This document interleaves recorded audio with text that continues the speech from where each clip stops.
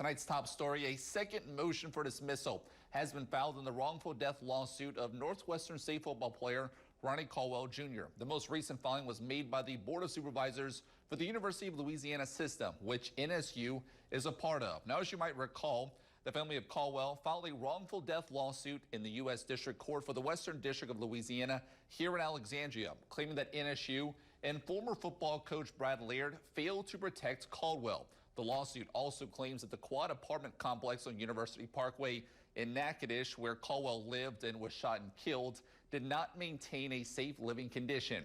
Now there's a new update to that lawsuit. On December 15th, the Board of Supervisors for the University of Louisiana Systems filed a motion of dismissal, arguing that there was a lack of subject matter jurisdiction.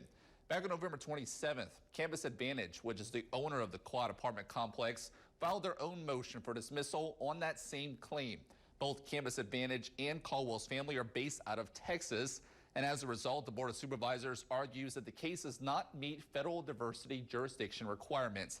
In addition to that, the Board of Supervisors also argues that they are protected by the 11th Amendment, which states that a state agency cannot be sued outside Louisiana State Court. The motion argued that Northwestern State is an arm of the University of Louisiana system, which is state funded. Now, the investigation into Caldwell's death continues. 2 arrests were made following Caldwell's shooting death, but over 2 months later, Natchitoches police have not charged anyone for Caldwell's murder.